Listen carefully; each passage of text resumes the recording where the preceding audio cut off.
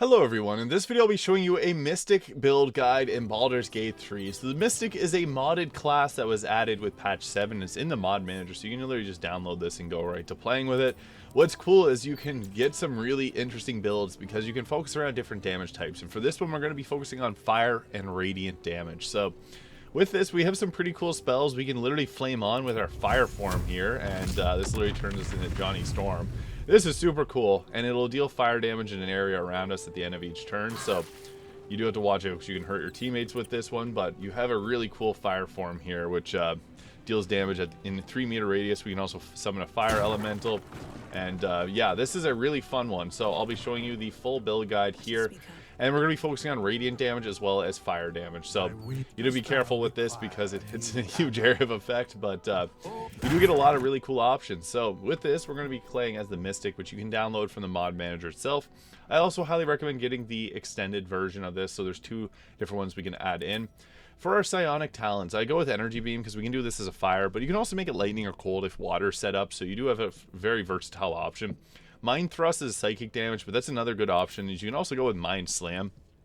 It knocks a creature prone, and that's good because we can create difficult surfaces to make them stay prone. So Energy Beam and Mind Slam. Now for our Psionic disciplines here, we do got a lot of options. So the Psychic Assault is a really good basic one here. It gives us the Psychic Crunch, which can stun any creatures within. This is like a level 7 one. But at level 1, we get a +2 to damage rolls with Psionic Talents, and then Psionic Blast is an area of effect attack, upwards to 18 meters casting. Ego Whip, fill a creature with self-doubt, preventing it from taking actions other than disengage or hide. I can't even pronounce that one. Stimulate a creature's impulses, preventing them from taking action except for melee attacks.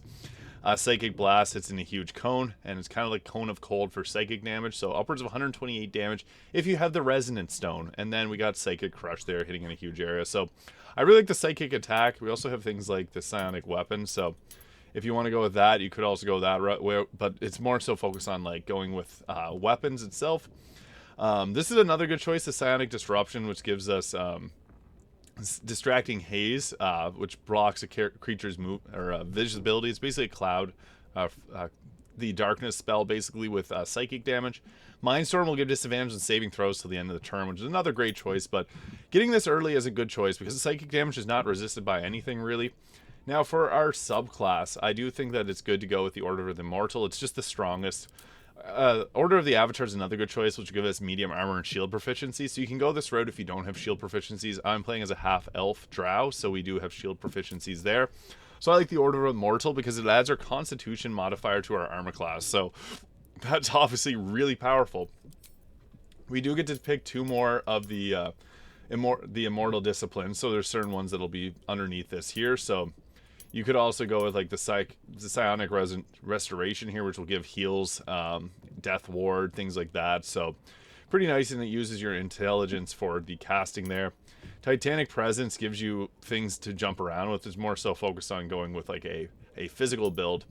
With the Soul Reaper, we do got some pretty cool Soul Eater spells. You can regain actions with this and 5 side points if you use the Soul Eater. So this is actually really good because if you take out a creature with this, you just gain all your points back. And it's a 13d4, so pretty good consistent damage there. So Soul Reaper is very solid. Brute Force gives us some other options there, but it's actually, I think, best to go with... so we'll take Soul Reaper there, and that's tricky. For some reason, this doesn't let you select multiple ones very well, so you do have to sometimes click around on try to get them to go on other ones. So Crimson Harvest is another one if you want necrotic damage. There's a few choices that really aren't well aligned with this, but there's some like a lot of these are weapon based ones, so you can give yourself extra weapon damage if you want to go with that, and there are a lot of bonus actions.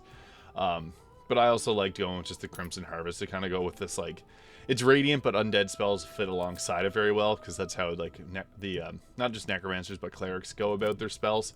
So it's best to actually go with get our dexterity up to 16, 14 constitution, and 16 intelligence. So this will add to our armor class, both constitution and dexterity.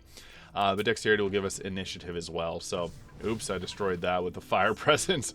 But I'll be going over gear options at the end of this video. And we'll go through the full leveling guide at up to level 12 with this, although it does have options up to level 14. So we get our Mystic Recovery at level 2. After spending 5 points, you can use a bonus action to regain health points equal to +1 plus half your Mystic level. And you also get the ability to read minds, so detect thoughts, and 2 extra psi points. We do get a lot of psi points in this, so it's very, very strong. At level 3, we get a psi limit increase, allowing us to cast up to level 3 spells. Then we get 8 psi points.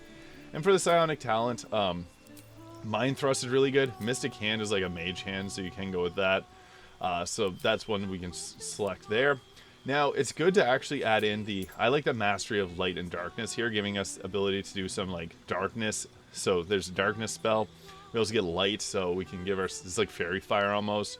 Shadow Beast gives some Shadow Beast to fight alongside us, and they can see invisible creatures. Super useful in Act 2, so very good because we get that as level 3. And then the Radiant Beam is really nice because it can hit a beam of light. Now, the Mastery of the Stars is another really solid choice, so I like these two here. This gives us Astral Mote, which is next.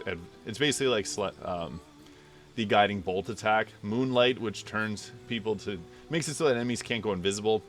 The Sunburst is huge fire damage, so it fits alongside this very well. Star Rail, creatures can traverse along a path and move without using their movement speed, but cannot act. And then Starstorm is a big difficult terrain, so this is great if we can knock creatures prone and then create difficult terrain so they can't get back up. I'm going to go with the Mastery of Light and Darkness because these Shadow Beasts work really well early to mid-game. Then for our feat that we're going to take is an increase to our intelligence there. This is just solid for increasing the amount of spell save DC that we get. 10 psi points at level 5, and we can cast up to level 5 spells at this point. So I also like to, so the Stars is another good one, but also the Mastery of Fire is a good choice. So if we go with this, we get a Fire Elemental, and we get that Fire form that I showed off. So I think that these two pair together very well, so we'll go with that and then take the Stars at next level. Subclass feature, we get Surge of Health, so whenever we're about to be hit, have incoming damage. It's obviously really powerful, so we'll go with that there. And Mystic level 7, we get another Psionic Discipline, so I would recommend this time going with the Mastery of the Stars because Starstorm, super useful. Now, the Gloves of the Belligerent Skies work very well in this build because we got a lot of radiant damage spells, so that's really great. We also get the Psionic Strike, dealing additional 1d8 psychic damage with our attacks, and we can take another ability improvement to take our intelligence up even higher, so I'd recommend going that route there. We also increase at level 9 we can cast up to level 7 psi spells, so this gives us even more choices here. So I do really like, there's a few options down here, like the Transcendent form, which will give, this is more so for like fighting, because this gives you increased range with your spells. And this one gives a +1 attack roll, so there's that one. Telepathic Subjugation gives us like Hold Monster and Hold Person, so this one could be pretty useful. Some of these spells are similar to other ones that you do get as a base, like in the base game. So Third Eye gives us Invisibility Sight, but some we could have taken earlier if we really wanted that. Psionic Weapon, more so for weapon builds. I'm just trying to think, we're trying to find where this other one is. Nomadic Steps, more so for mobility. Nomadic Kinship gives you Bestial Companions, and Bestial Might, which is nice, giving yourself extra companions. So I really like the Nomadic Kinship as well. It's another good option there. Nomadic Race is more so for fighting with weapons, because you get like different psychic damage things, and Steel Tempest weapon damage here is kind of like a smite option, and it also increases your movement speed. Nomadic Chameleon gives us invisibility. There's so many great options here. Give us a Mastery of Wood and Earth, gives us an Earth Elemental too, and then the ability to get resistance to damage types, and we can make wood walls. You can give a armor class +10 plus dexterity modifier till next turn, so you can use that on like your summons too, which is nice. Mastery of Water gives us a Water Elemental. Mastery of Time gives us things like Acceleration Zone, which makes a Haste Zone for 10 turns, so this one's really good too, because you can apply haste to your entire team with this. So Mastery of Time is actually a very good choice too if you want to go for something a little bit more. This one is just Borrowed Time gives you haste for 1 turn, and then Lethargic. So Borrowed Time, not one that I'd use often, but it could be good to burst damage an enemy. The Mastery of Nature gives us the Mass Entanglement, which is a cool spell there, and Bramble Skin, which is like +2 armor class and then take damage when you get it hit. Mastery of Force gives us force damage. We can telepathically move creatures and deal damage to them. Mastery of Air gives us the Air Elementals. So this is a really fun one as well. Mantle of Serenity gives us the ability to put animals to sleep too, and put anyone to sleep really. Mantle of Pride gives us Prideful Mantle, so protected ally creature next instant of damage they take is reduced to 1. So it's good. There's some really good builds here if you want to protect your team too. The Mantle of Fear can cause confusion in up to 8 creatures for 10 turns. There's actually some really busted ones here that are ones that I don't know if I'd want to use myself because they do a lot of damage. This here, direct 5 allies to strike a foe. They can make an additional weapon attack on their next turn. So, yeah, there's some that use a lot of points but are extremely, extremely damaging. So, Giant Growth gives you the ability to turn into a giant, increase your health points by 20, and increase your strength saving throws. So that's obviously a pretty powerful one. Crown of Despair there. So this gives us the ability to incapacitate a creature, remove the movement speed to 0. So it's good on creatures that are prone. You can just knock them prone and keep them there. This gives us different breaths, so Dragon Breath, Acid Breath. Celerity here gives us the Action Surge, so you know why that's a good thing. It's pretty cool to be able to get Surge of Action without having to play as a fighter there. And then you also get like Agile Defense and Rapid Step, which gives us a few options that are similar to some of the others that you get as a monk or as a thief, rogue thief. So we also got Aura Sight here, giving us a +10 in perception checks and survival checks, and then Adaptive Body, which gives us immunity to damage types. So I just want to go over a good number of them here. The Transcendent forms are pretty nice because this gives you the ability to. There's one that allows you to attack a creature with 2 spells. So you can attack twice with the same spell. Very, very useful there. This gives us the create or bind creature to a spot, so it's really good. I do think that going with like the Nomadic Kinship for the Beast Companions are a really good choice if you want something like that. Or even going with the Mastery of Time for the Haste Zone, the Acceleration Zone there. So that's what we're going to take because that one's really good. And then we also get at level 10, we get Consumptive Power, tapping your own life force, regaining 7 side points, but reducing your maximum hit points by 7. And this increases our movement speed by 3 and immune to becoming prone with a bonus action. So obviously that's the option that we have there. So Mind Thrust, 3d10 psychic damage is great for a cantrip because the Resonant Stone makes that upwards of 60 damage. Psionic Mastery allows you to cast Psionic Discipline as a free action without spending any side points with our Psionic Mastery charges. So this class is really strong. You can free cast spells, and that's upwards of level 6 spells. And then for our final Psionic Discipline, we can go with I really like the Transcendent forms. They did update this to reduce. I guess they would have reduced the because it used to be this form here. Transcendent allowed you to target a spell. You'd be able to attack with 2 spells at once. But I guess they did change that. That's right. So the Nomadic Kinship's another good one, giving yourself the option to get like a bestial raven to come alongside you, or the hunting one there, which can give a nomadic snare.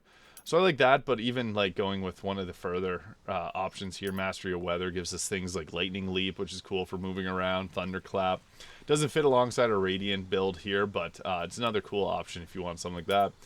And Celerity gives us the ability to do Action Surge, so that's another fun one that you can also go with. So an Alert for our final perk, because Alert +5 initiative is huge, so this is pretty crazy. Basically what we want to be doing in combat is we got ourselves Animate Fire for a fire elemental. So you guys already know what these are about. They're pretty strong with their fire attacks, multi-attack, Erupting Cinder. They can burn targets as well, so that's fun. We got Starstorm there, that makes difficult terrain. Acceleration Zone, you can see here, gives haste to a huge area. So this, we started combat with that, but you can see there we have 2 actions, so very nice.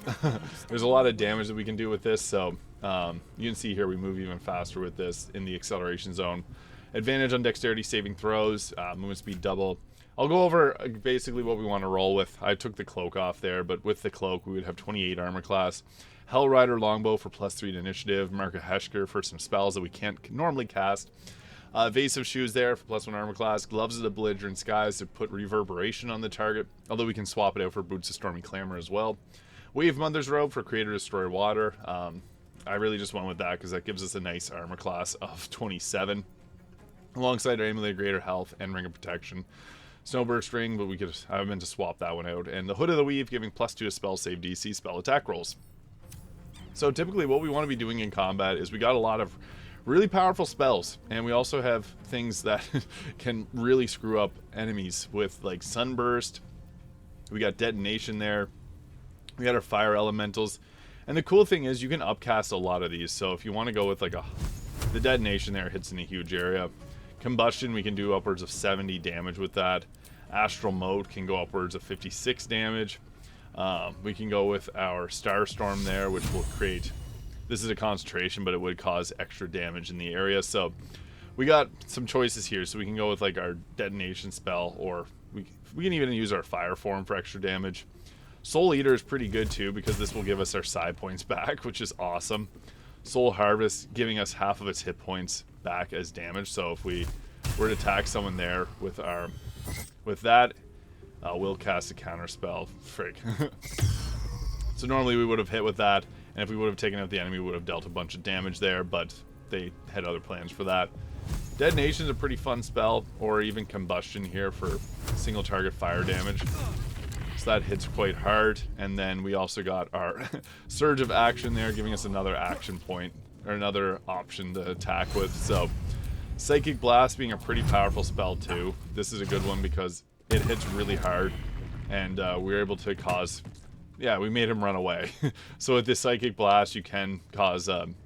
you do hit in an area, and it also can possibly deal double damage if you have the Resonant Stone. So yeah, this build is really strong. We got these cool... We got the cool looking attack animations here. So the Mystic's a really fun class. It's overpowered, yes, but it's fun. So let me know your thoughts in the comments below. I'll see you guys in the next video, and hit the subscribe button below. Have a great day.